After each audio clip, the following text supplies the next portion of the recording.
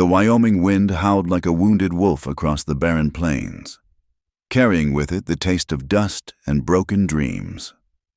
Eleanor Dawson pressed her face against the grimy stagecoach window, watching the landscape blur past in shades of brown and gray.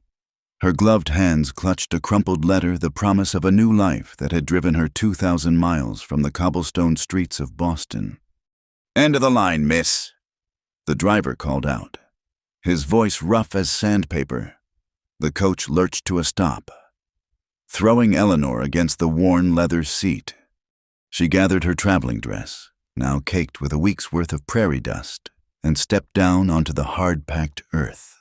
The October sun hung low, painting long shadows across the tiny settlement of Willow Creek. A handful of weathered buildings lined the main street, if one could call it that, their wooden facades bleached pale by the relentless sun. "You the mail-order bride for Whitley?" the driver asked, unloading her single trunk with a grunt. Eleanor nodded, though something twisted in her stomach at the mention of Charles Whitley's name. His letters had been charming enough, promising comfort and respectability.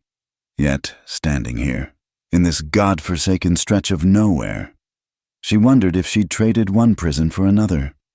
"I'm supposed to have someone meeting you," the driver muttered, scanning the empty street. "Whitley's place is 15 miles north. Can't leave a lady standing here come nightfall." As if summoned by his words, a rider appeared on the horizon, moving fast. Eleanor shaded her eyes, watching the figure approach. The horse was a sturdy bay, its rider tall in the saddle, moving with the easy grace of someone born to it.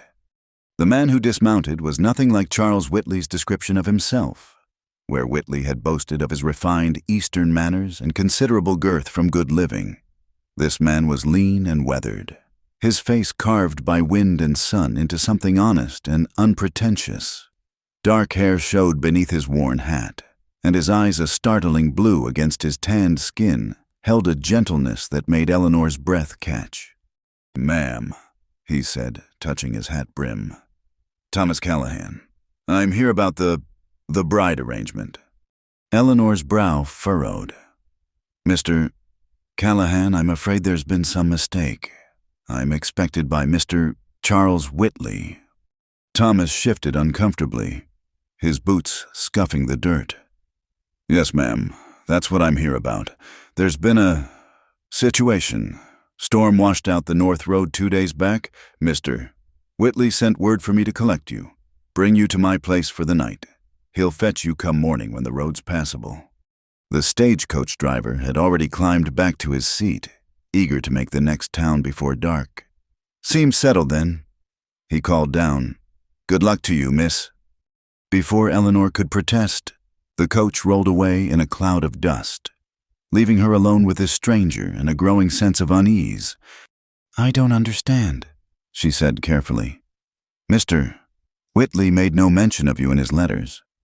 Thomas's jaw tightened almost imperceptibly. "No, ma'am. I reckon he wouldn't have." He moved to her trunk, lifting it easily. "Look, I know this isn't proper, but there's no hotel in Willow Creek, and the nearest boarding house is 20 miles south. My ranch is just 5 miles west. You'll have your own room. And come morning, everything will be sorted." Eleanor studied him, this cowboy with his rough hands and kind eyes. Every instinct from her proper Eastern upbringing screamed impropriety. But what choice did she have? Night was falling fast, and the Wyoming Territory wasn't known for its hospitality to lone women. "Very well, Mr. Callahan," she said finally, lifting her chin with a bravado she didn't feel. "But I'll have your word as a gentleman that this arrangement is purely temporary." "You have it, ma'am." He secured her trunk to his pack horse with practiced efficiency. "Though I should tell you straight, I'm no gentleman. Just a man trying to do right." He helped her mount his horse, his hands careful and respectful at her waist, then swung up behind her. Eleanor tried to ignore the solid warmth of him at her back as they rode out into the gathering dusk. The journey to his ranch was silent save for the steady clap of hooves and the whisper of wind through the sage. Eleanor found herself stealing glances at the landscape so different from anything she'd known. Mountains rose in the distance like sleeping giants, their peaks already dusted with early snow. The sky stretched endlessly, painted in shades of amber and rose as the sun died. "It's beautiful," she said without thinking. She felt, rather than saw, Thomas's surprise. "Most folks from back east find it empty, frightening." "I've had my fill of crowded places," Eleanor replied, thinking of the suffocating Boston drawing rooms where her scandal had made her a pariah. "There's honesty in all this space." They crested a low rise, and Thomas's ranch spread below them, a modest cabin with a barn and corral, smoke rising from the chimney like a welcoming hand. It wasn't the grand estate Whitley had described in his letters, but something about its sturdy simplicity called to her. Inside, the cabin was clean and spare, clearly a bachelor's domain, but well kept.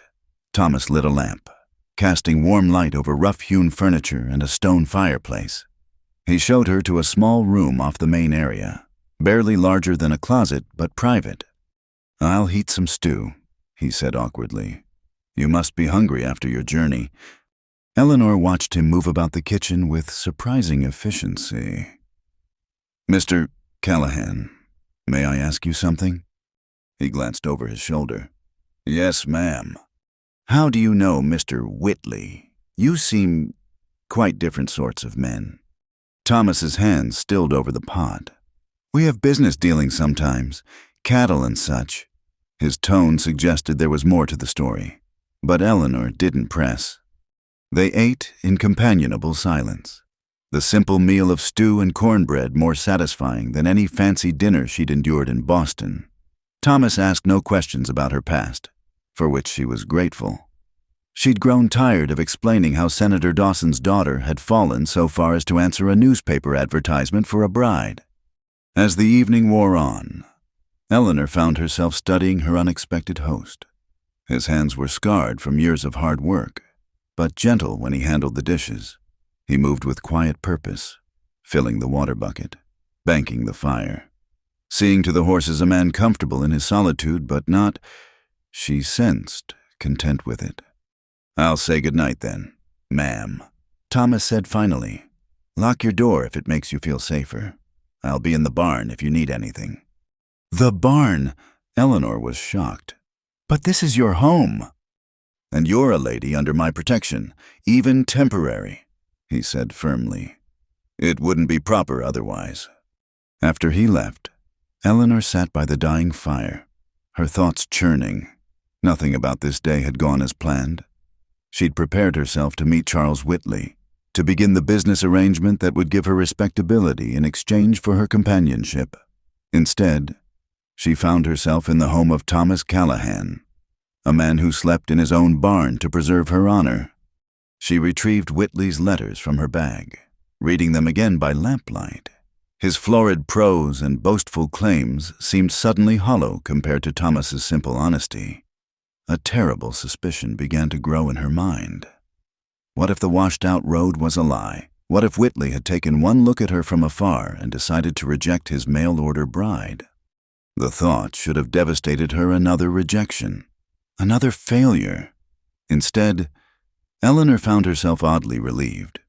She gazed out the window at the barn, where a faint light showed Thomas was still awake, probably mending tack or tending to some other endless chore that kept a ranch running. A coyote howled in the distance, and Eleanor shivered despite the warmth of the cabin. Tomorrow would bring whatever it brought Whitley's arrival. Explanations. The business of becoming a stranger's wife. But tonight, she was safe in the home of a good man who asked nothing of her but trust. As she prepared for bed, Eleanor made a decision. Whatever game was being played here, she would meet it head on. She'd left Boston because she refused to be a victim of others' scorn. She wouldn't start now. The wind picked up outside, rattling the windows and bringing the smell of snow. Eleanor pulled the rough wool blanket up to her chin, listening to the unfamiliar sounds of the frontier night. In the barn, Thomas Callahan lay awake on a bed of straw, wondering how a simple favor for Whitley had brought such an unsettling presence into his carefully ordered life. Neither of them slept well. though for very different reasons. The dawn would come soon enough, bringing with it truths that would shatter their expectations and forge an unlikely bond born of necessity, tested by hardship and tempered in the fierce crucible of the Wyoming Territory. But that was tomorrow's story. Tonight, there was only the wind, the waiting, and the strange comfort of knowing they were not entirely alone in the darkness. The first light of dawn painted the Wyoming sky in shades of pearl and ash when Eleanor emerged from the cabin, wrapped in her traveling cloak. Thomas was already at work, mending a section of fence near the corral. He straightened when he saw her, touching his hat brim in greeting. "Morning, ma'am. Coffee's on the stove." 3 days had passed since her arrival, and still no word from Charles Whitley. The washed-out road story had crumbled like old parchment when Thomas finally admitted, with obvious discomfort, that the roads were clear. Whitley simply hadn't come. Eleanor poured herself coffee, strong and bitter, watching through the window as Thomas worked. She'd learned much about him in these few days, how he rose before dawn without fail, how he spoke gently to his horses, how his hands could craft and mend with surprising delicacy despite their roughness. "I should go to town," she announced when he came in for breakfast. "Find lodging there while I sort this matter out." Thomas paused in cutting his cornbread. "The boarding house in Willow Creek it's no place for a lady. Miss Dawson, and winter's coming on fast." "Then what would you have me do?" Eleanor's voice carried a sharp edge of frustration. "I cannot impose on your hospitality indefinitely." "You're not imposing." He said it quietly, matter-of-factly. "Ranch could use a woman's touch anyway. Stay until you figure things out. Work for your keep, if it sits easier with you." Eleanor studied him over her coffee cup. "Why would you do this for a stranger?" Thomas was quiet for a long moment, staring at his calloused hands. "Maybe because I know what it's like to be alone with nowhere to go." That afternoon, Eleanor insisted on helping with chores. Thomas showed her how to gather eggs from the henhouse, his large hands gentle as he demonstrated how to slip them from beneath the broody hens without getting pecked. "You've done this before," he observed, watching her confident movements. "My grandmother had chickens," Eleanor admitted, before Father made his fortune in shipping. He preferred we forget our humble beginnings. As the days turned to a week, they fell into an unexpected rhythm. Eleanor took over the cooking, transforming Thomas's simple supplies into proper meals. She learned to manage the temperamental wood stove, to gauge the heat by holding her hand above the surface. Thomas taught her to read the weather in the movement of clouds, the behavior of the animals. "Storm coming," he said one evening, watching the horses pace restlessly in the corral. The air had grown thick and electric, pressing down like a weight.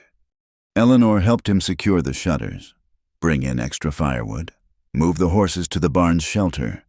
They worked in companionable silence, two people learning each other's rhythms. As the first fat snowflakes began to fall, Thomas made one last check of the animals while Eleanor prepared supper. The storm struck with stunning violence. Wind shrieked around the cabin like a living thing, driving snow horizontal past the windows. The temperature plummeted until frost formed on the inside of the glass despite the roaring fire. "It's a bad one," Thomas said, adding more wood to the flames. "Could last days." Eleanor tried not to think about being trapped here with him, about the impropriety of it all. But as the storm raged into the night, propriety seemed a distant concern compared to survival. She retired to her small room, piling on every blanket she could find. Still, the cold seeped through the walls like water through cloth. She lay shivering, listening to the storm's fury, when she heard Thomas moving in the main room. He was adding more wood to the fire. She realized, trying to keep them warm. Hours passed. The cold grew worse, bitter and bone-deep. Eleanor's teeth chattered despite her best efforts. She thought of Thomas in the main room, probably cold too, but too stubborn or proper to complain. Finally, driven by desperation and concern, She wrapped herself in a blanket and ventured out. Thomas sat by the fire, fully dressed, clearly not planning to sleep. "You'll freeze," she said. He glanced up, surprise flickering across his features. "I'm fine, Miss Dawson. Go back to bed. We'll both freeze if we're foolish about this." Eleanor said with more bravery than she felt. "This storm isn't natural. We need to stay by the fire together, for warmth." Thomas's jaw worked silently. She could see him wrestling with propriety against practicality. Finally, he nodded slowly. "I'll stay on this side. You take the other. We keep the fire between us." They arranged themselves on opposite sides of the hearth, wrapped in separate blankets. But as the night wore on and the storm's fury increased, the cold forced them closer to the flames, closer to each other. "Tell me about your life before," Eleanor said softly, needing conversation to distract from their proximity. Thomas stared into the fire. "Not much to tell. Came west after the war. Built this place board by board. It's not fancy, but it's mine." "The war?" Eleanor prompted gently. "Cavalry. Saw things." He trailed off, shaking his head. "Ranch life suits me better. Simple, honest." They talked through the night, sharing stories in the firelight. Eleanor told him about Boston society, the suffocating expectations, the scandal that had driven her west, a broken engagement when she'd refused to overlook her fiancé's cruel nature. "He struck his valet," she said quietly. "Everyone said I should ignore it, that men had tempers, but I couldn't bind myself to such a man." "You did right," Thomas said firmly. "Man who'd hit someone weaker than him is no man at all." As dawn approached, exhaustion overtook them. Eleanor dozed, jerking awake when she started to fall. Without thinking, driven by cold and weariness, she moved closer to Thomas's warmth. He stiffened but didn't pull away. "Just until the storm breaks," she whispered. His arm came around her, hesitant, protective. Just until then. But the storm didn't break. It raged for 2 more days, trapping them in an intimate bubble of firelight and shared warmth. They took turns sleeping, keeping the fire fed, melting snow for water. The boundaries between them blurred, dissolved by necessity and something deeper neither dared name. On the second night, Eleanor woke to find herself curled against Thomas's chest, his steady heartbeat beneath her ear. She should have pulled away, should have been scandalized. Instead, she felt safer than she had in years. "I'm sorry," she whispered. "Don't be." His voice was rough with sleep and something else. Haven't felt not alone in so long." The admission hung between them, honest and vulnerable. Eleanor lifted her head to look at him, seeing her own loneliness reflected in his eyes. The firelight danced across his weathered features, and she thought she'd never seen anyone more real, more present than this man who'd taken in a stranger without question. "Thomas," she breathed, and something shifted. He cupped her face gently, his work-rough thumb brushing her cheek. "We shouldn't. You're meant for another man." "Am I?" Eleanor asked. "He didn't want me, left me here like unwanted goods." "His loss," Thomas said fiercely. "Any man who'd abandon you is a fool." The storm howled around them, but inside their circle of firelight, there was only warmth and the terrifying, wonderful realization that somewhere between propriety and survival, they'd found each other. When the storm finally broke on the 3rd morning, leaving the world transformed under pristine white, everything had changed. They moved apart, awkward now in daylight, but the connection remained invisible threads binding them across the cold air. "I should check the animals," Thomas said, not meeting her eyes. "I'll make breakfast," Eleanor replied, equally evasive. But as he reached the door, she called out, "Thomas!" He turned, hope and uncertainty warring on his face. "Thank you for the shelter, for—" She gestured helplessly. encompassing the storm, the fire, the night they'd held each other against the cold. "Eleanor," he said, and it was the first time he'd used her given name. "You don't need to thank me for doing what's right." After he left, Eleanor pressed her hands to her burning cheeks. What had happened between them wasn't just about survival or propriety or even loneliness. It was something wilder, deeper, a flame that had caught and spread until it threatened to consume them both. She thought of Charles Whitley's flowery letters, his promises of comfort and position. They seemed like ashes now compared to the simple truth of Thomas Callahan's arms around her in the firelight, keeping her safe through the storm. Outside, Thomas leaned against the barn door, breathing hard in the cold morning air. He'd spent years building walls around his heart, content with solitude and simple routine. But Eleanor Dawson had walked into his life with her Boston manners and fierce independence, and those walls had crumbled like sand. The sun climbed higher, setting the snow-covered world ablaze with diamond brilliance. Inside the cabin, Eleanor moved about the kitchen, humming softly. The storm had passed, but what it had awakened between them was just beginning, wild and sweet and dangerous as fire itself, promising to burn through all their careful plans until only truth remained. The morning after the storm dawned crisp and clear, painting long blue shadows across the pristine snow. Eleanor stood at the kitchen window, watching Thomas work with the horses in the corral. 2 weeks had passed since that night by the fire, and they danced around each other like wary cats, polite but distant, each afraid to acknowledge what had passed between them.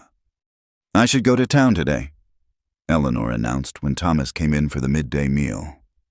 "Post a letter to Mr. Whitley. Demand an explanation." Thomas set down his coffee cup carefully. "Roads might still be rough from the storm." "They've been clear for days," Eleanor countered, her tone sharper than intended. "I cannot continue imposing on your kindness indefinitely." "You're not imposing." The words came out rough, almost angry. "You earn your keep and then some. This place hasn't run so smooth in years."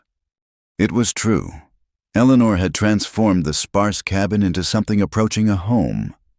Curtains now hung at the windows, fashioned from an old sheet she'd found and hemmed. The floors gleamed from proper scrubbing. Meals appeared with clockwork regularity, hot and nourishing.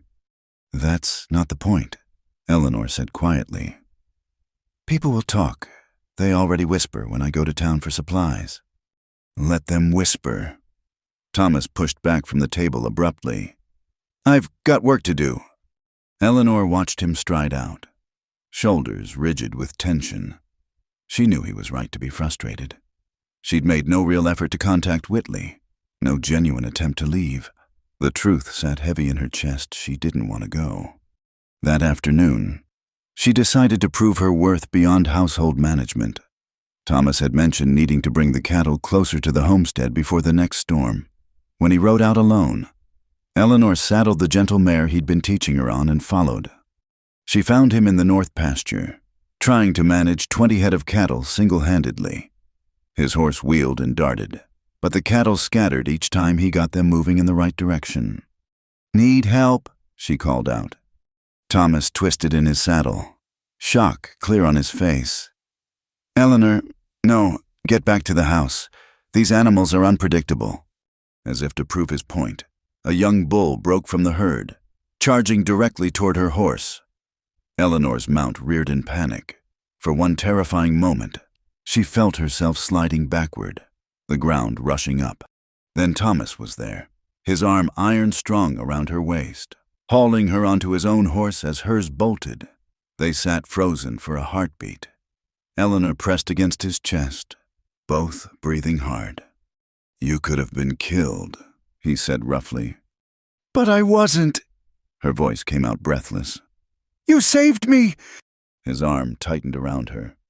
"Eleanor, why are you really out here?" The truth spilled out before she could stop it. "Because I can't bear being useless. Because I need to prove I'm more than just some Eastern woman who can cook and clean. Because I—" She stopped, swallowing the words that wanted to follow. Because you what? His voice was low, dangerous. Eleanor turned in his arms to face him, their faces inches apart. Because I wanted to be where you are. The admission hung between them like a challenge. Thomas's blue eyes darkened, his gaze dropping to her lips. For a moment, Eleanor thought he might kiss her. Then he set his jaw and helped her slide to the ground. "Take my horse back to the house," he said curtly. "I'll catch yours later." "Thomas." "Go, Eleanor, please." She went, but rebellion burned in her chest. That evening, she attacked the cooking with unusual vigor, producing a meal that would have graced any Boston table. When Thomas came in, tired and dusty from finally moving the cattle alone, the sight of the laden table stopped him short.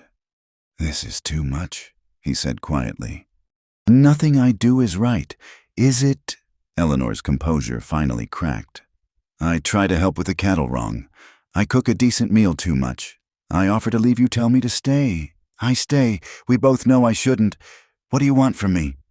"Thomas." "I want—" He stopped, running a hand through his hair in frustration. "I want things I have no right to want." "What things?" Eleanor stepped closer, her heart hammering. "Tell me." "You know what." His voice was barely above a whisper. "Every morning I wake up hoping you'll still be here. Every night I lie awake knowing you deserve better than a broken-down cavalry soldier trying to scratch a living from this hard land." "And what if I don't want better?" Eleanor challenged. "What if I want?" A sharp knock interrupted her. They sprang apart as if burned. Thomas opened the door to reveal Sam Henderson from the neighboring ranch, his weathered face grave. "Sorry to bother you, Tom, but thought you should know. Charles Whitley was in town today, drunk as a lord, boasting about the Eastern woman he's got stashed away. Says he's coming to collect his property tomorrow." Eleanor's blood ran cold.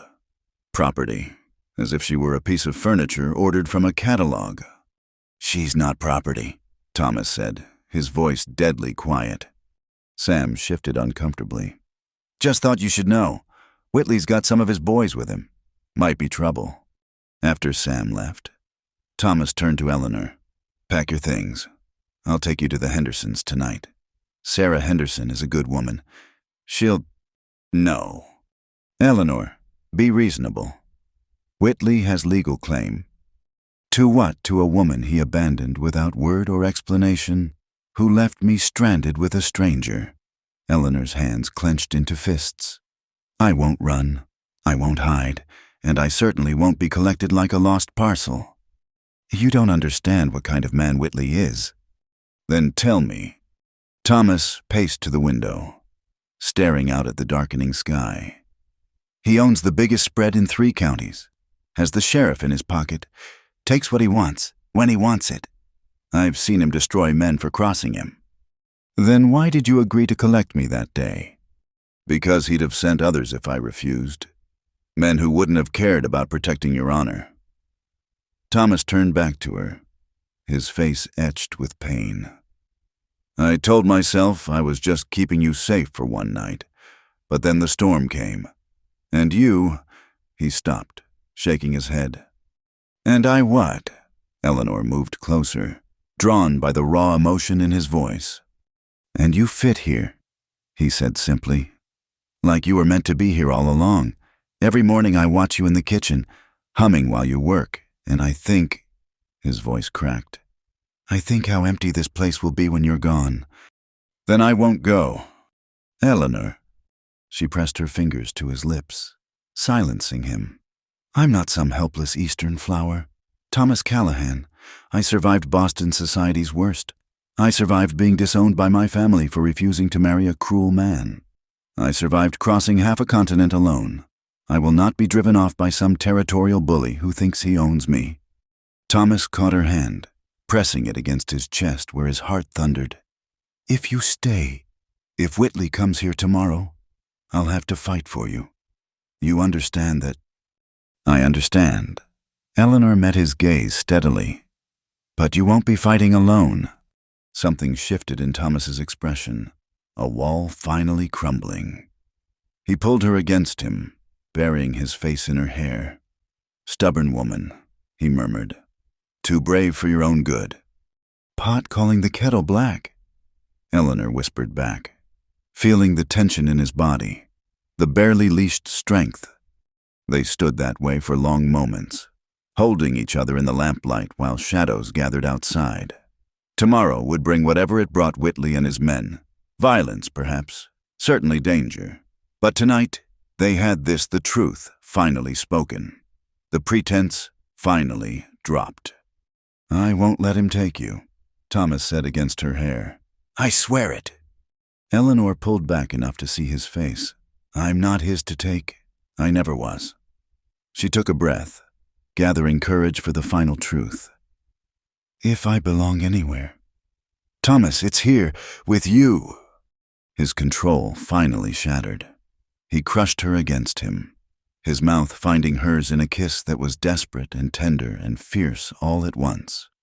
Eleanor responded with equal fervor, pouring weeks of suppressed longing into the contact.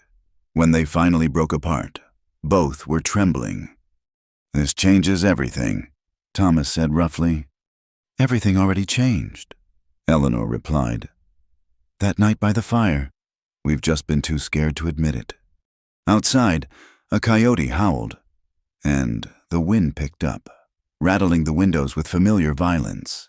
Another storm was building on the horizon, but this one they would weather differently, not as strangers thrown together by circumstance, but as two people who'd chosen each other despite the odds.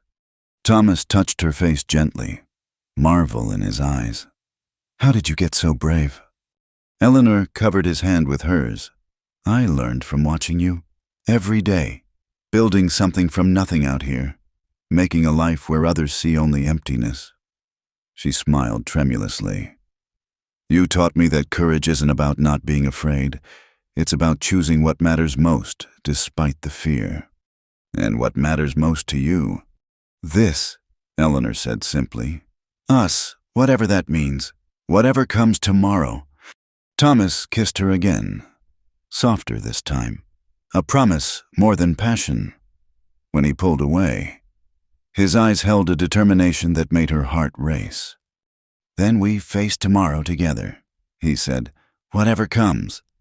The wind howled louder, bringing the scent of snow and change. In the warm circle of the cabin, two souls who'd found each other against all probability prepared for the battle ahead, not with resignation or fear, but with the fierce joy of finally having something worth fighting for. The sun had barely crested the mountains when the thunder of hooves announced their arrival. Eleanor watched from the window as 5 riders approached, Charles Whitley at their center. Even from a distance, she could see his corpulent form squeezed into an expensive suit, trying to project Eastern sophistication in this raw land. Thomas stood on the porch, rifle resting casually in the crook of his arm. Not threatening, but ready. Eleanor took a deep breath and stepped out beside him, ignoring his slight motion to keep her back. "Miss Dawson." Whitley tipped his hat with exaggerated courtesy, though his small eyes glittered with something darker. "I apologize for the delay in collecting you. Business matters. You understand." "I understand perfectly. Mr. Whitley." Eleanor's voice rang clear in the morning air. "You left me stranded with no word, no explanation, and no consideration for my welfare." Whitley's face reddened. "Now see here, I paid good money for your passage." "You paid for passage," Eleanor interrupted. "Not for me. I am not cattle to be purchased and collected at your convenience." One of Whitley's men snickered, earning a sharp look from his employer. Whitley dismounted heavily, his expensive boots squelching in the mud from last night's rain. "Miss Dawson, perhaps we should discuss this privately. I'm sure Mr. Callahan has business to attend to." "Anything you have to say can be said here," Thomas stated flatly. Whitley's mask of civility slipped. "This doesn't concern you. Callahan, the woman and I have a legal arrangement." "Show me the paper," Eleanor demanded. "Show me where I signed anything binding me to you." Whitley produced a folded document with a flourish. Your advertisement response, agreeing to my terms. Eleanor examined it carefully, then smiled. This is your letter to me. Mr. Whitley, where is my supposed agreement? The silence stretched taut as Whitley realized his blunder. His face purpled with rage. You responded to my advertisement that constitutes agreement. To consider your offer, Eleanor corrected, which I have done. I find it lacking. Now you listen here, woman. No, you listen. Eleanor stepped forward, and Thomas moved with her. A silent support. You speak of business, then let's discuss business. You left me stranded, forcing Mr. Callahan to extend his hospitality at his own expense. You've damaged my reputation by your absence and now your presence. If anyone owes compensation here, sir, it's you. One of Whitley's men, a lean, dangerous-looking fellow with dead eyes, spoke up. Want us to just take her, boss, end this foolishness. The click of Thomas cocking his rifle was answer enough. Try it, Morrison. The tension crackled like lightning about to strike. Eleanor felt Thomas coiled beside her, ready for violence. But she had one more card to play. Mr. Whitley, she said sweetly, before you do anything rash, you should know I've written to my father, Senator Dawson of Massachusetts. He was quite disturbed to hear of my treatment here. It was a lie. Her father wanted nothing to do with her, but Whitley didn't know that. His eyes narrowed, calculating. You're bluffing. Am I? Would you care to test the reach of a United States senator, especially one with connections to the railroad companies you depend on for shipping your cattle? Whitley's face cycled through several colors before settling on a mottled purple. This isn't over. Callahan, you've made a mistake, harboring what's mine. The lady isn't yours, Thomas said quietly. And if you're smart, you'll get off my land before I forget my manners. For a moment, violence hung in the air like smoke. Then Whitley jerked his head at his men. Mount up! He hauled himself back into the saddle, glaring down at them. You'll regret this, both of you. They watched the riders disappear over the rise. Only then did Eleanor realize she was trembling. Thomas's arm came around her, steady and warm. Your father the senator? He asked with a slight smile. Former senator, and he disowned me months ago. Eleanor leaned into his strength. But Whitley doesn't need to know that. Clever woman. Thomas pressed a kiss to her temple. But this isn't over. Whitley doesn't like being made a fool of. He was right. Over the next 2 weeks, Whitley's persecution began in earnest. First came the legal threats, a lawyer from town delivering papers claiming breach of contract. Eleanor burned them in the stove while the lawyer watched, appalled. Then came the social pressure, when Eleanor went to town for supplies. The usually friendly shopkeepers served her with cold efficiency. I'm sorry, Miss Dawson. Mrs. Patterson whispered as Eleanor paid. But Mr. Whitley holds my husband's note on the store. We can't afford to cross him. It was the same everywhere. The blacksmith wouldn't shoe Thomas's horses. The mill wouldn't grind their grain. Even the pastor suggested, delicately, that perhaps Eleanor should reconsider her situation for the good of the community. We could leave, Thomas said one evening as they sat before the fire. Head further west, California, maybe, or Oregon territory. Run away. Eleanor's spine stiffened. Let him drive us from your home, the place you built with your own hands. It's just land. Eleanor. No, it's not. She turned to face him fully. It's your dream, your life's work. I won't be the reason you lose it. But Whitley wasn't content with social ostracism. One morning, Thomas discovered his prize bull dead, shot through the head. A week later, someone had broken down a section of fence, allowing half the herd to scatter. Each incident was carefully planned, damaging but not quite enough to prove malicious intent. The final straw came when Thomas rode out to retrieve the scattered cattle. Eleanor was alone, working in the garden, when she heard horses approaching. Not the thunder of a group, but the quiet approach of someone trying not to be heard. Morrison, Whitley's dead-eyed enforcer, rounded the corner of the cabin. "Afternoon, miss." His smile was reptilian. "Mr. Whitley sends his regards. Wants you to know the offer still stands. Come willing, and all this unpleasantness stops." Eleanor gripped the hoe she'd been using, holding it like a weapon. "Get off this property." Morrison dismounted slowly, deliberately.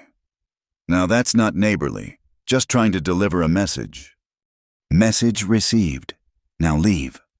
He moved closer, and Eleanor saw his intent in his eyes to frighten her, maybe grab her, certainly to violate the sanctuary of the home she'd made with Thomas.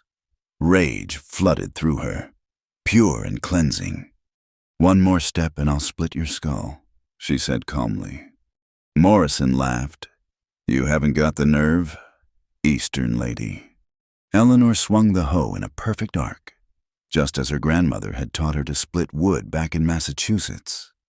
Morrison threw himself backward, the blade whistling past his face by inches. He stumbled, fell in the mud, scrambled to his feet with his hand on his gun. "Draw it and I'll kill you where you stand." Thomas's voice came from behind her, cold as winter wind. Eleanor didn't turn, keeping her eyes on Morrison, but she felt Thomas's presence like a shield at her back. Morrison's hand fell away from his weapon. "Just delivering a message?" "Message delivered. Now get out, and tell Whitley if he sends anyone else to threaten my wife, I'll come for him personally." "Wife?" The word hung in the air as Morrison mounted and fled. Only when he was gone did Eleanor lower the hoe, her hands shaking. "Your wife?" she asked softly. Thomas came around to face her, his eyes blazing with a combination of fear, fury, and something deeper. Should have been true already. "Will you marry me, Eleanor, proper and legal, so there's no question who you belong with?"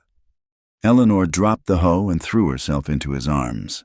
"Yes, yes, 1,000 times yes." But even as joy flooded through her, she knew this wouldn't end Whitley's campaign. If anything, it would escalate it. The man's pride was wounded, his authority challenged. In the frontier world where might often made right, such challenges couldn't stand. That night, as they made plans for a quiet wedding with the circuit preacher, Thomas cleaned his rifle with methodical care. Eleanor watched him, memorizing the way the lamplight played across his features, the competent movements of his hands. "It's going to get worse before it gets better," he said without looking up. "I know." Eleanor continued with her mending, each stitch precise. "But we'll face it together." "I should have killed Morrison today for coming here, threatening you." "No." Eleanor set aside her sewing. "That's what Whitley wants, an excuse to have the law on his side." Thomas looked up at her then, his blue eyes full of shadows. "I've tried to be a peaceful man. Eleanor, after the war, I swore I'd never raise a gun in anger again, but for you—" He trailed off.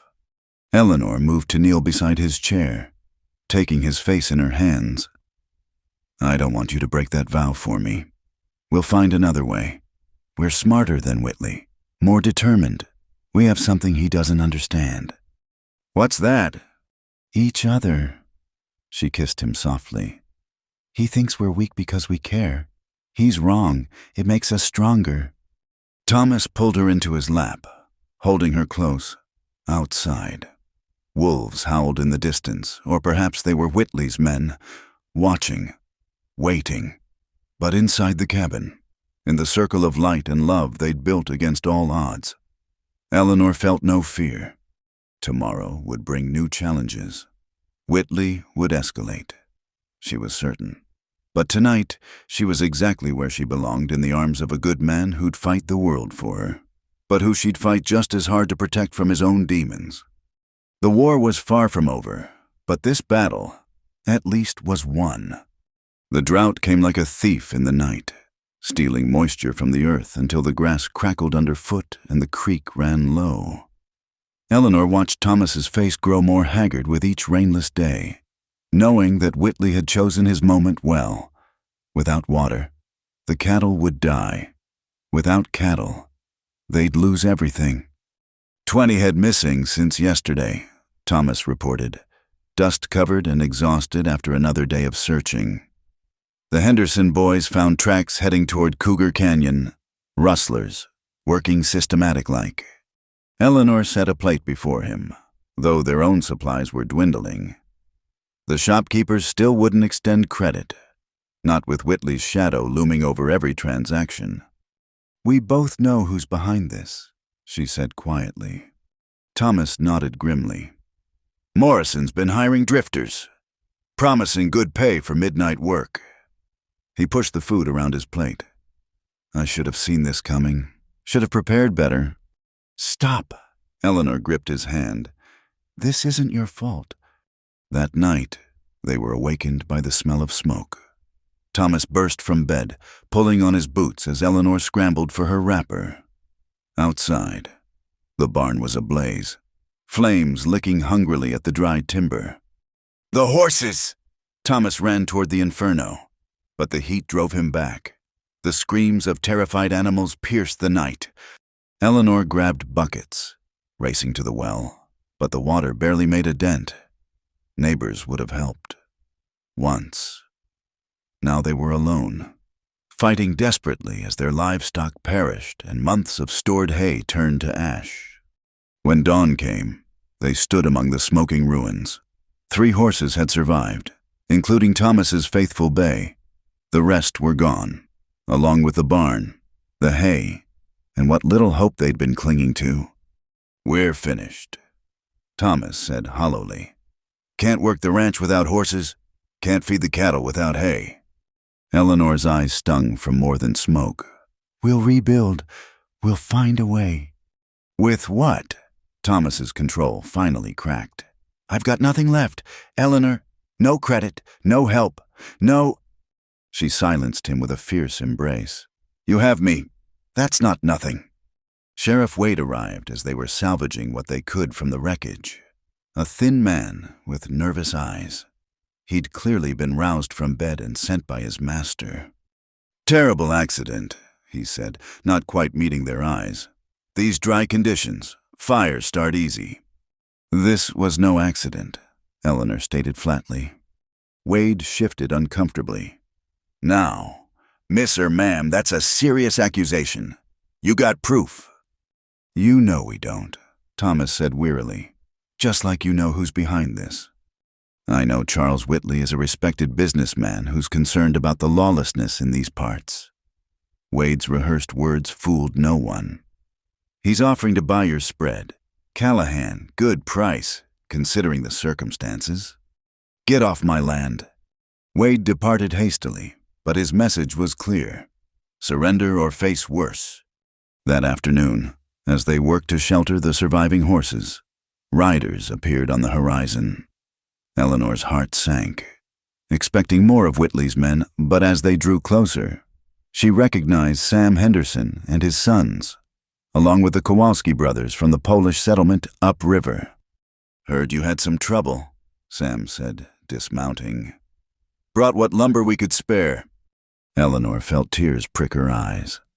"But Whitley—" "Whitley be hanged," growled Joseph Kowalski. "Man burns another man's barn, kills horses. This is not American way." More neighbors arrived throughout the day. The widow Martinez brought food, the minister brought nails and his congregation's prayers.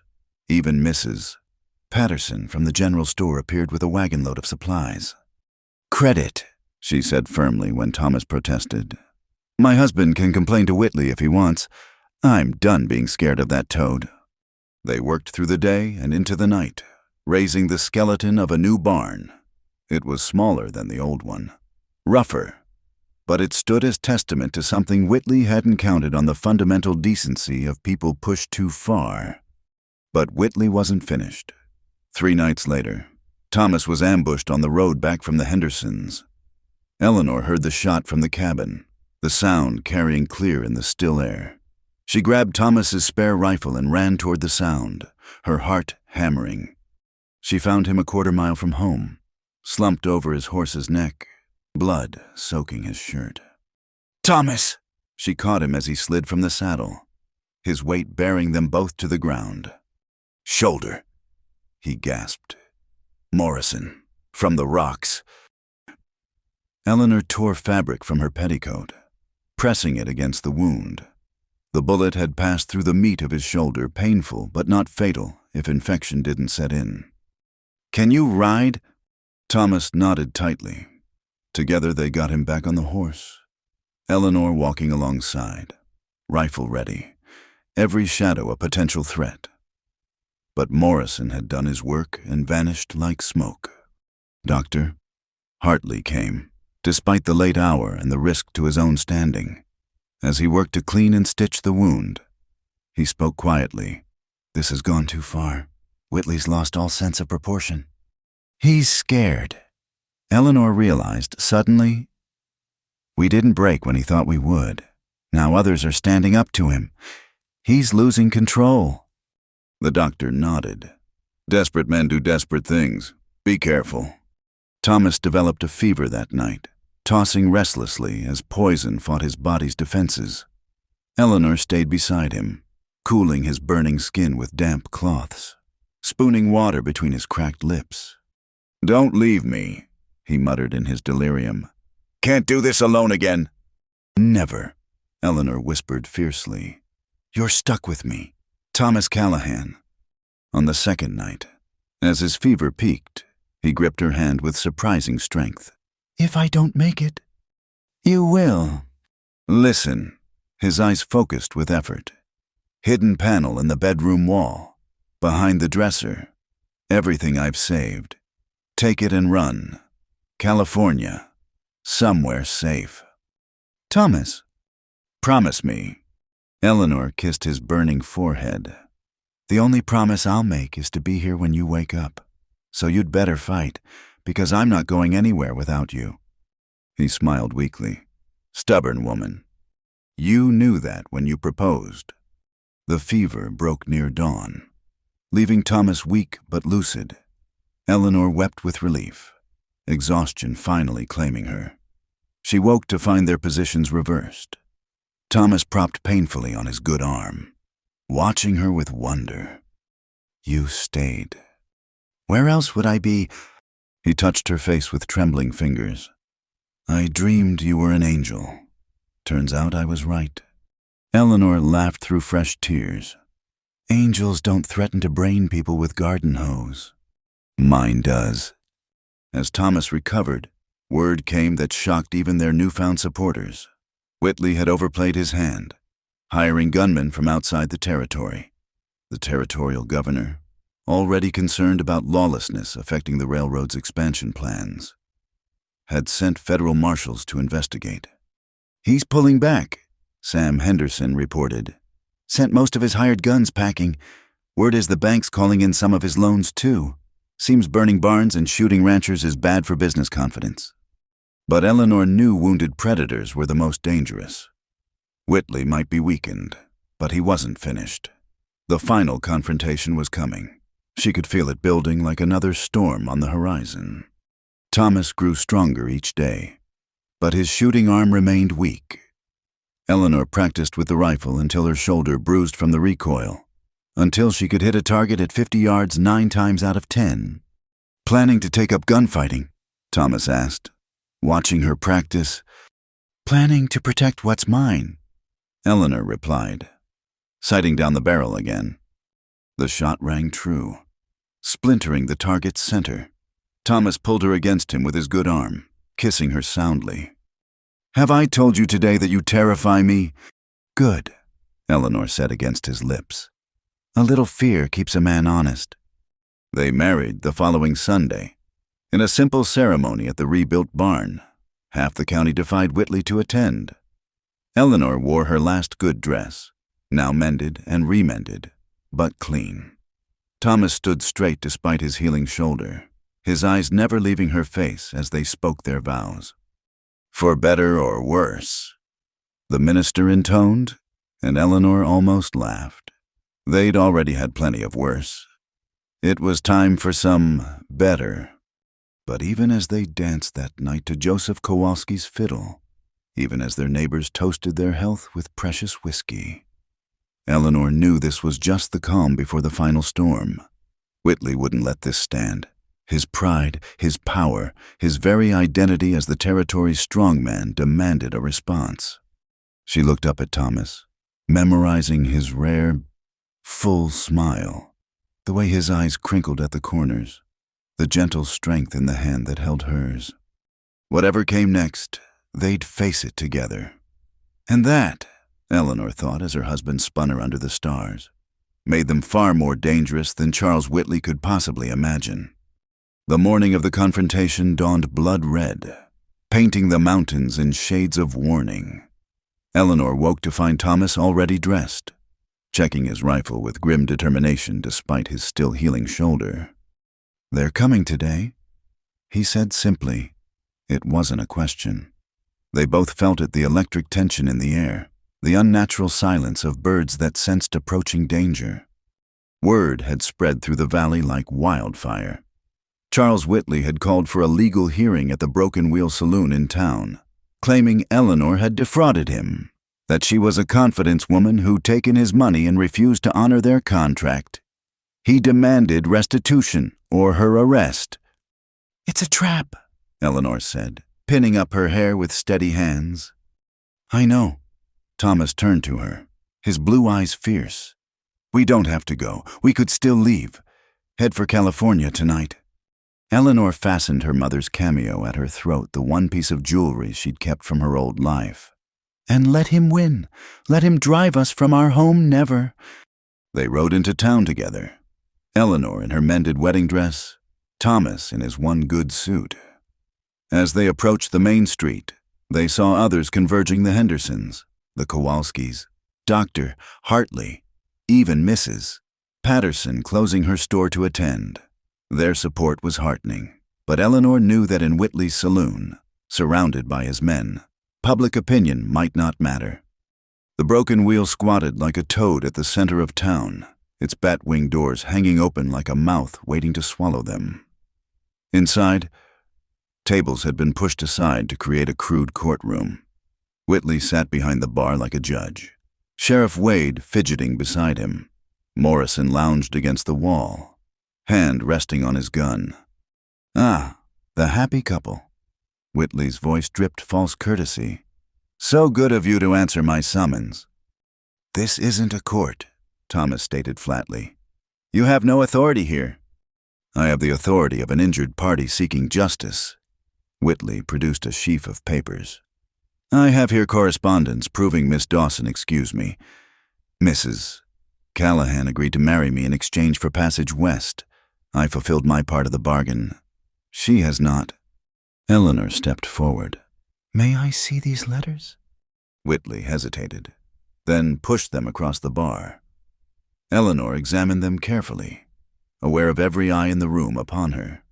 The saloon was packed townspeople, ranch hands, drifters, all drawn by the spectacle. "These are interesting," Eleanor said finally. "Particularly this one, dated 3 days after my arrival, where you apparently wrote to me at a hotel in Denver. Strange, since I was already here, abandoned at the stage station." A murmur ran through the crowd. Whitley's face darkened. "You're lying."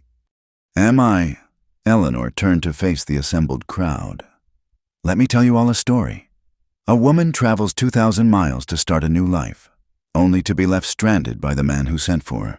No word, no explanation, no accommodation. If not for Mr. Callahan's kindness, I would have been at the mercy of whatever ruffians happened by." "Kindness," Morrison sneered. "Is that what they're calling it now?" Thomas started forward, but Eleanor caught his arm. This was her fight. "Yes, kindness," she continued, her voice carrying clear and strong. "The kindness of a good man who asked nothing in return, who slept in his own barn to protect my reputation, who gave me shelter when the one who should have provided it." She pointed at Whitley, was nowhere to be found. I was delayed by business, Whitley began. For 3 weeks, Eleanor's voice cracked like a whip. With no word, and then you appear only when you learn I've found happiness elsewhere, claiming ownership as if I were a prize heifer. You're twisting things, Whitley sputtered. I paid for your passage. Then I'll repay it. Eleanor reached into her reticule, producing a small leather pouch. Here, the full amount, plus interest. Our business is concluded. She tossed the pouch on the bar. It landed with a heavy clink that echoed in the sudden silence. Whitley's face purpled. It's not about the money. No, Eleanor agreed. It's about pride, about power, about a man who can't bear to lose, even when he threw away his chance. You belong to me, Whitley roared, abandoning all pretense. Bought and paid for. The ugly words hung in the air. Several women in the crowd gasped. Men shifted uneasily. This was the West, where women were scarce and precious, not property to be traded. No one belongs to anyone. A clear voice rang out. Sarah Henderson stepped forward, chin high. We're not cattle. Mr. Whitley, we're human beings with the right to choose. The right to choose, Whitley laughed bitterly. She chose when she answered my advertisement, and I chose again when you abandoned me. Eleanor shot back. I chose the man who showed me respect and kindness over one who showed only neglect and greed. Enough talk, Morrison drawled, pushing off from the wall. The woman comes with us, or there's going to be trouble. There's going to be trouble either way, Thomas said quietly. Speaking for the first time, he stepped forward, placing himself between Eleanor and Morrison. You want my wife come through me. Your wife, Whitley spat. That marriage isn't legal. She was promised to me first. Actually, a new voice interjected, it's perfectly legal. Everyone turned as a stranger entered the saloon, a thin man in a travel-dusty suit, carrying a leather portfolio. James Thornton, Territorial Legal Authority, he announced. I've been investigating certain irregularities in this county. His gaze lingered on Sheriff Wade, who shrank back, including claims of coercion, intimidation, and attempted trafficking of women. A trafficking? Whitley's voice rose. I'm a respectable businessman. Who burns barns and ambushes travelers? Thornton's voice was mild, but his eyes were steel. I have sworn statements from multiple witnesses. And this hearing, he gestured around the saloon, this is nothing more than vigilante intimidation. Now see here, Whitley began. No, you see here. Eleanor's voice cut through his bluster. She climbed onto a chair so everyone could see her.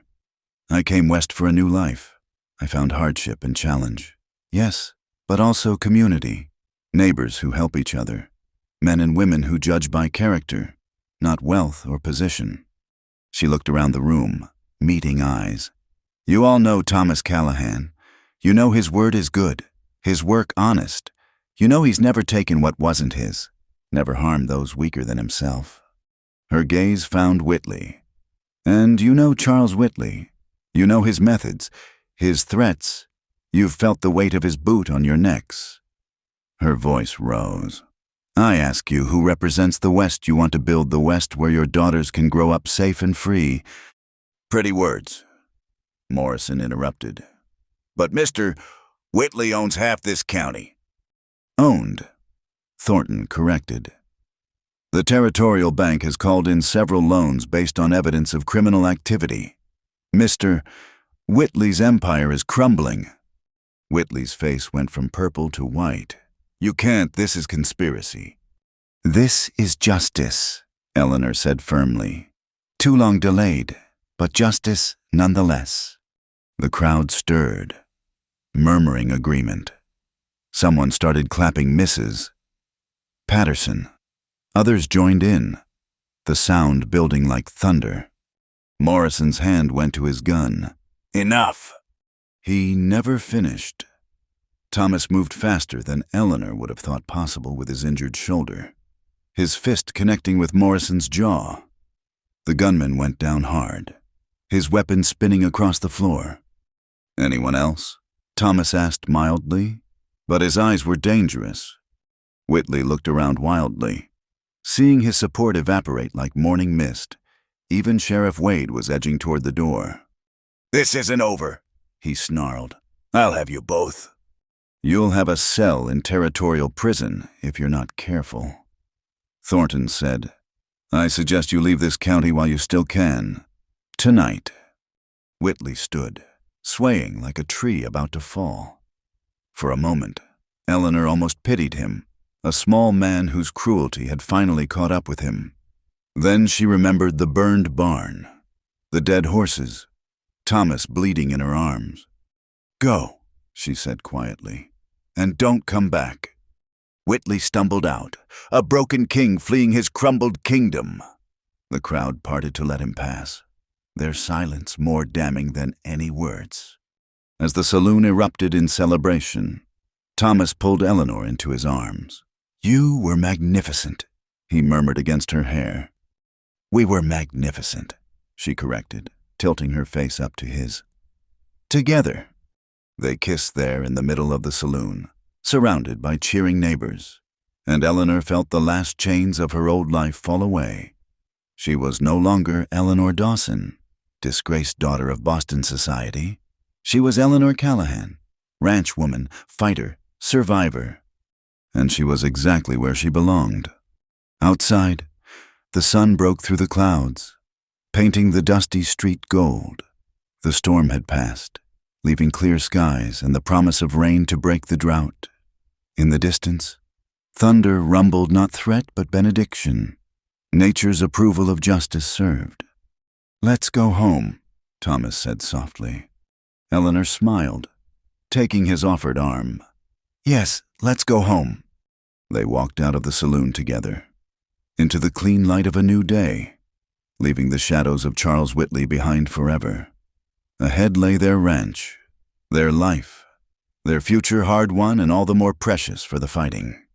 The West had tested them with fire and storm, drought and violence. They had not merely survived, they had triumphed, forging something stronger than either could have built alone. The rains came 3 days after Whitley fled, breaking the drought with a vengeance that turned the dusty earth to mud and set the creeks singing again. Eleanor stood on the porch, letting the droplets kiss her upturned face while Thomas worked to channel the water away from their newly rebuilt barn. "Going to catch your death," he called out, but he was smiling. "Going to catch life," she countered, spinning in the rain like a child. The weeks following the confrontation had been a whirlwind of change. With Whitley gone and his hired guns scattered, the valley breathed easier. People who'd lived in fear for years walked taller, spoke louder, dared to hope again. But for Thomas and Eleanor, the real work was just beginning. "Fences completely gone in the north pasture," Thomas reported over breakfast, his shoulders still stiff but healing well. "Lost another dozen head to wolves last night." Eleanor set down her coffee cup with a determined clink. "Then we build better fences. And we get a better dog than old Blue One that'll actually chase predators instead of sleeping through their visits." Thomas laughed, a sound she was still getting used to hearing. "Yes, ma'am. Anything else you'd like to change about my ranch?" "Our ranch," she corrected. "And yes, that chicken coop is an embarrassment. The roof garden I want to plant, a proper root cellar. Maybe expand the house come spring." "Expand the house?" Thomas raised an eyebrow. "Planning on taking in boarders?" Eleanor felt heat rise in her cheeks, but met his gaze steadily. "Not boarders, but a house should have room to grow with a family." The hope that bloomed in Thomas's eyes made her heart skip. He reached across the table to take her hand, his thumb tracing circles on her palm. "A family," he repeated softly. I'd given up thinking about such things. "Well, stop giving up," Eleanor said firmly. "We've got work to do." And work they did, with the help of neighbors no longer afraid to associate with them. They rebuilt what Whitley had destroyed and improved on what remained. Sam Henderson and his boys helped drive the surviving cattle to better grazing. The Kowalski brothers worked alongside Thomas to raise new fences, stronger than before. Eleanor transformed the house bit by bit. Curtains appeared at every window. A rag rug brightened the floor. She started a kitchen garden, coaxing vegetables from the hard soil through sheer determination and liberal applications of manure from the barn.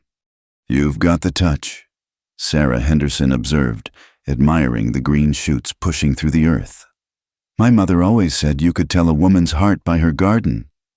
"What does mine say?" Eleanor asked, wiping sweat from her brow. Sarah smiled. "That you're planting roots as deep as these seeds. This is home now, isn't it?" "Yes," Eleanor said simply. "This is home." But creating a home meant more than physical improvements. It meant becoming part of the community fabric. Eleanor joined the church auxiliary, enduring suspicious looks from some of the more conservative matrons until her hard work won them over. She helped organize a school fundraiser, teaching Eastern dances to giggling ranch children who'd never seen a proper waltz. Thomas, for his part, slowly emerged from the isolation he'd wrapped around himself like armor. He joined the other ranchers in their monthly meetings, his quiet wisdom earning respect. When rustlers hit the Henderson spread, Thomas was first to volunteer for the posse that tracked them down. "You're different," Eleanor told him one evening as they sat watching the sunset paint the mountains purple. "More present." Thomas considered this, his arm comfortable around her shoulders. "For years, I was just existing, going through the motions, keeping the ranch running out of habit more than hope." He pressed a kiss to her temple. "You changed that, gave me something to fight for again." "We gave each other that," Eleanor corrected. Not everything was smooth progress. Thomas's shoulder, though healing, would never be quite the same. Cold mornings left him stiff, and Eleanor noticed him favoring his right arm when he thought she wasn't looking. She learned to help without making him feel weak, a delicate balance for a proud man. There were nightmares, too. Sometimes Thomas woke gasping, caught between memories of war and the more recent violence. Eleanor would hold him then, whispering soothing nonsense until the demons retreated. She had her own struggles. Letters from Boston found her occasionally, her sister writing tearful missives about their father's continued refusal to acknowledge Eleanor's existence. The pain of that rejection never quite faded, though it lessened as her new life grew richer. One morning, as autumn painted the aspens gold, Dr. Hartley confirmed what Eleanor had suspected for weeks. She waited until evening to tell Thomas, finding him in the barn, mending harness. "We need to talk about that house expansion," she said. He looked up, noting her serious expression. "What's wrong?" "Nothing's wrong, but come spring, we're going to need that extra room."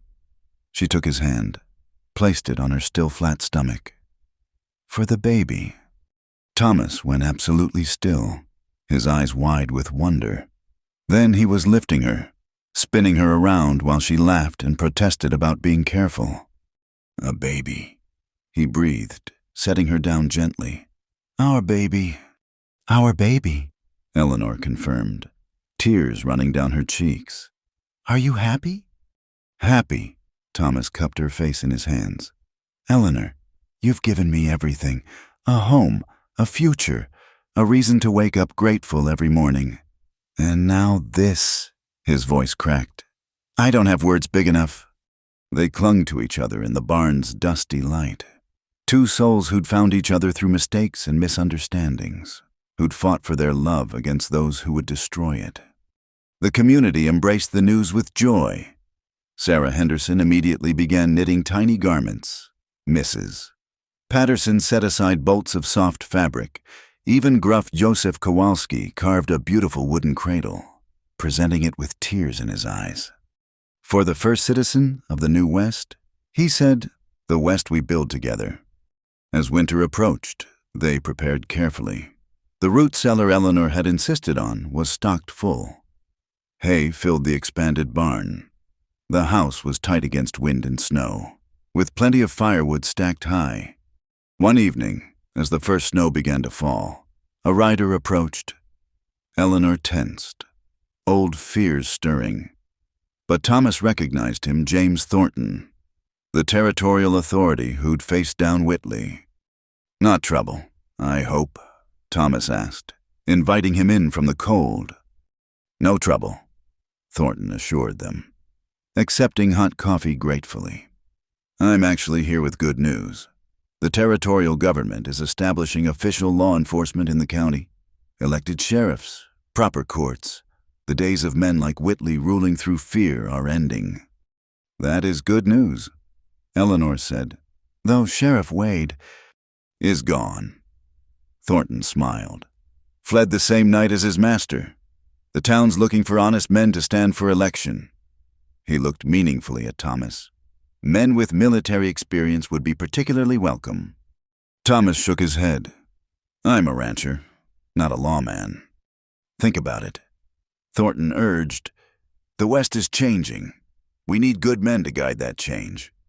After he left, Eleanor found Thomas standing on the porch, staring out at the snow-covered land. "You're considering it," she said.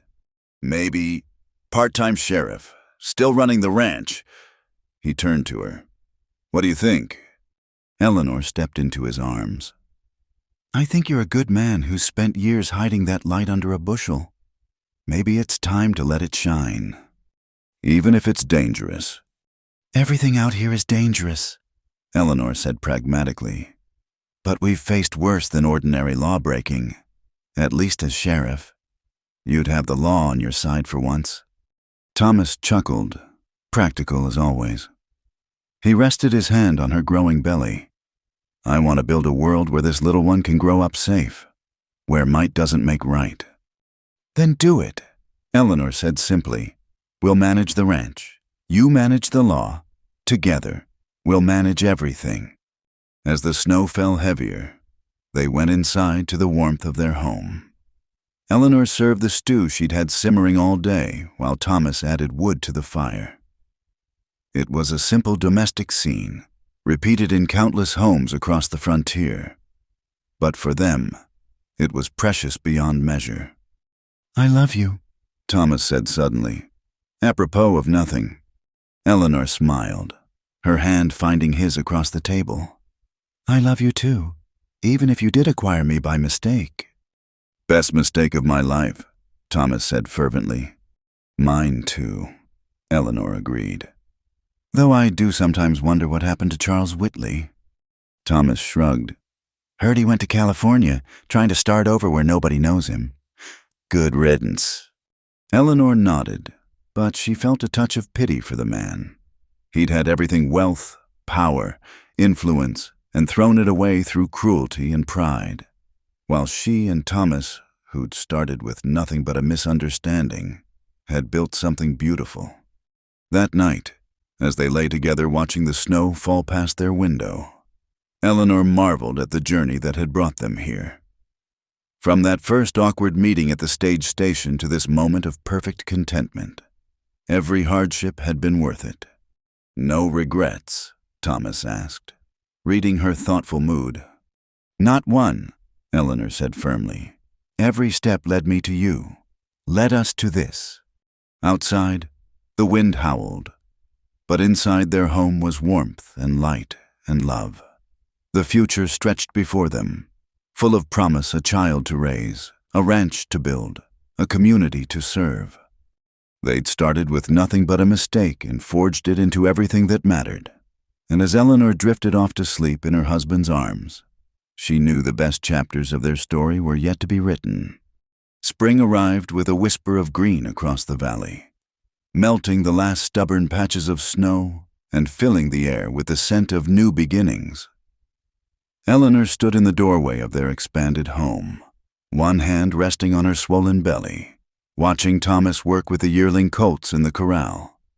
"You shouldn't be on your feet so much," Sarah Henderson chided gently, arriving with a basket of fresh bread and preserves. "That baby's due any day now." Eleanor smiled. "I can't help it. After being trapped inside all winter, I need to see the sky. It had been a long winter, but a good one. Thomas had accepted the position of part-time sheriff, bringing order to the county with the same quiet competence he brought to ranching. The badge sat easily on him now, a symbol of the community's trust rather than the corrupt power it had once represented. "How's our sheriff today?" Sarah asked, following Eleanor's gaze to where Thomas gentled a skittish colt with infinite patience. "Happy," Eleanor said simply. "We're both happy." It was true. The ranch had prospered under their joint care. They'd expanded the herd, built better shelters, even hired young Ben Morrison, no relation to Whitley's gunman, to help with the increasing workload. The boy was eager and honest, reminding Eleanor that not all who shared a name shared a nature. As if sensing their attention, Thomas looked up and waved. The gesture was cut short as Eleanor gasped, gripping the doorframe. "What is it?" Sarah asked urgently.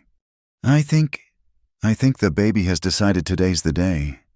What followed was controlled chaos. Sarah took charge with the efficiency of a woman who'd birthed 5 children and helped with dozens more. Thomas abandoned the colts, racing to the house with panic and joy warring on his face. "I'll fetch Doc Hartley," he said, already reaching for his hat. "No time," Sarah said crisply. "This baby's coming fast. Make yourself useful and boil water. Lots of it." For the next hours, Eleanor discovered that all the hardships she'd faced leaving Boston, surviving winter storms, standing up to Whitley, paled compared to bringing new life into the world. Thomas stayed beside her, letting her grip his hand until her nails drew blood, whispering encouragement when the pain threatened to overwhelm. "You're the strongest woman I know," he said, wiping sweat from her brow. "You can do this." "I'm scared," Eleanor admitted between contractions. "So am I," Thomas confessed. "But we're scared together. That's what matters." As the sun began its descent toward the mountains, painting the sky in shades of rose and gold, a new voice joined the world, tiny but fierce, announcing its arrival with healthy lungs. "A daughter," Sarah announced, placing the wrapped bundle in Eleanor's trembling arms. "Perfect as a spring morning." Eleanor gazed down at the tiny face, overwhelmed by a love so fierce it took her breath away. Thomas leaned close, one large finger gently touching the baby's cheek with wonder. "She's beautiful," he whispered, "just like her mother." "What will you call her?" Sarah asked, quietly cleaning up. Eleanor and Thomas exchanged glances. They'd discussed names through the long winter evenings, but now, holding their daughter, only one seemed right. "Hope," Eleanor said softly. "Hope Catherine Callahan, because that's what she represents, hope for the future."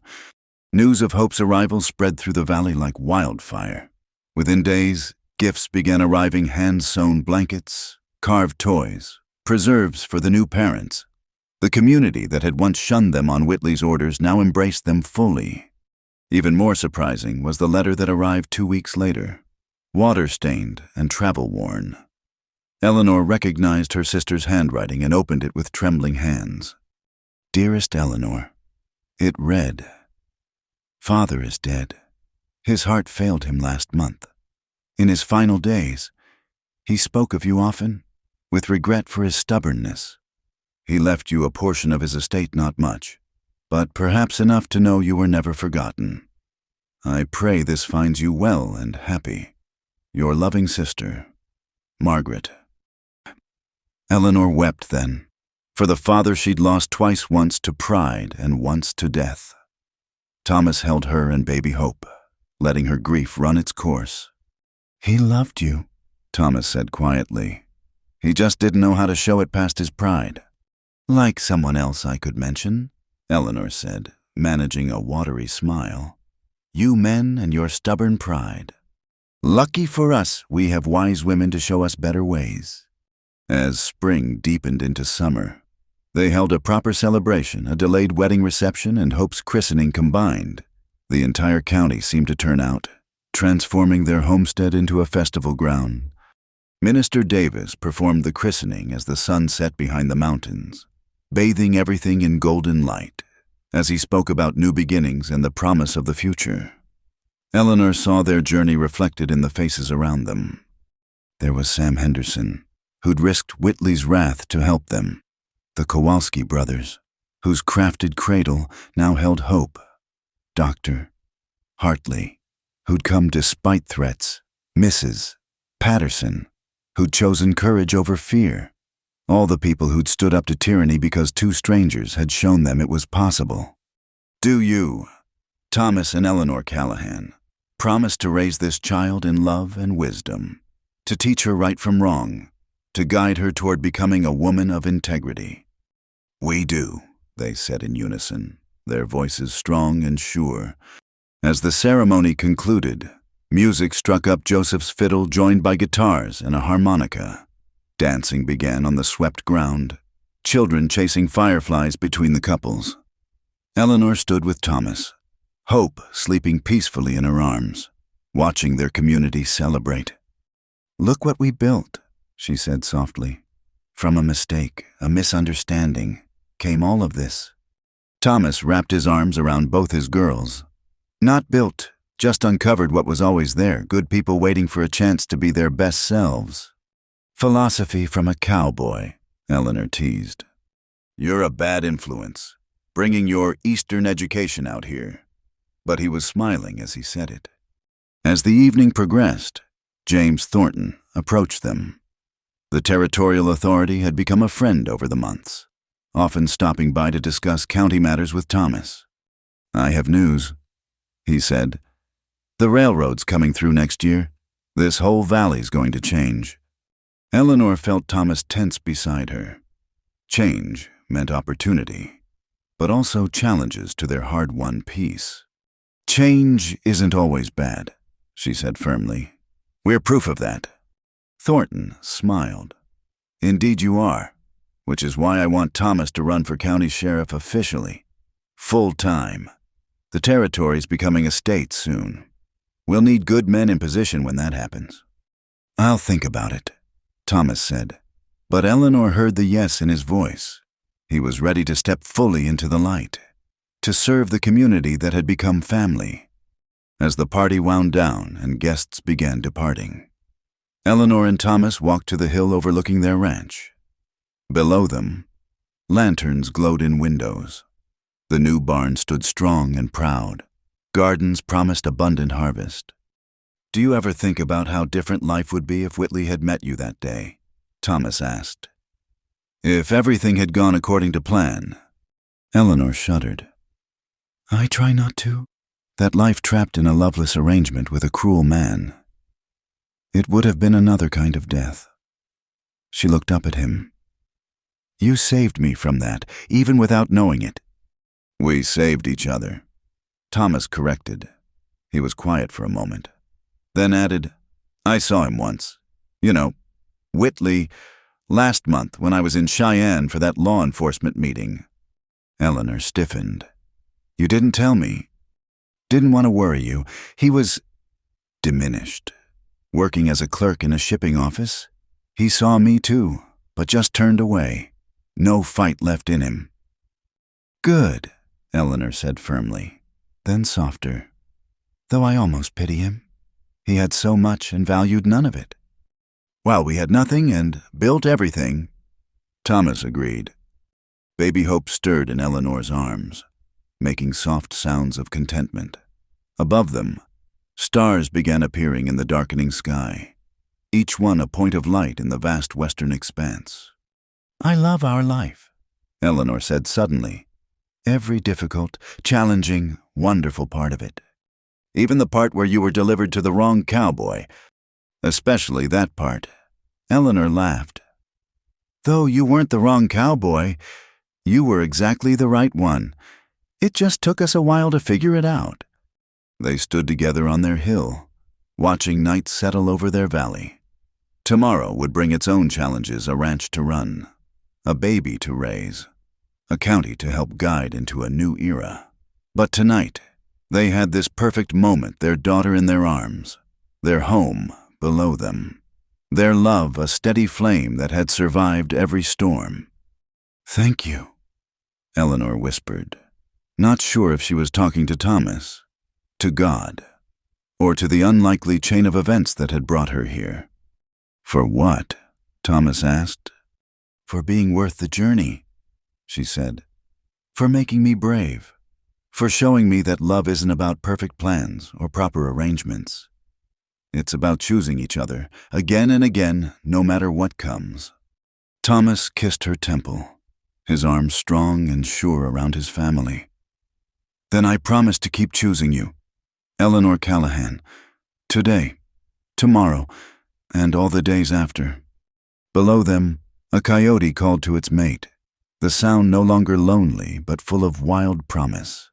The west stretched endless around them, not empty but full of possibility. Not harsh but honest, not foreign but home. They had started with a mistake, a mail-order bride sent to the wrong man. They would continue with a purpose, building a life, a family, a community based on courage, justice, and love. The territory might become a state, the railroad might bring crowds and complexity, but the foundation they'd laid would endure. Because some love stories begin with once upon a time and perfect meetings, but the best ones, the ones that last, begin with mistakes that become miracles, strangers who become soulmates, and fires that burn through the night till dawn, warming not just two hearts but an entire community. As they walked back to their home, hope safe between them, the windows glowing with lamplight and promise, Eleanor knew their story was far from over. It was, in fact, just beginning, wild and sweet as the Wyoming wind, strong as the mountains that watched over them, eternal as the stars that blessed their union. And somewhere in the vast western sky, perhaps the universe smiled, knowing that sometimes the wrong address delivers the perfect ending. Thank you so much for listening to this Wild West love story. I hope Eleanor and Thomas's journey touched your heart as much as it touched mine while sharing it with you. I'd love to know where in the world you're listening from. Please share in the comments below so we can connect and discuss what this story meant to you. If you enjoyed this tale of love conquering all odds in the American frontier, please subscribe to Wild West Night for more stories that bring the Old West to life. Don't forget to like this video and hit that hype button to help more people discover these tales of courage, romance, and redemption under the western stars. Until next time, partners, keep riding toward your own sunrise.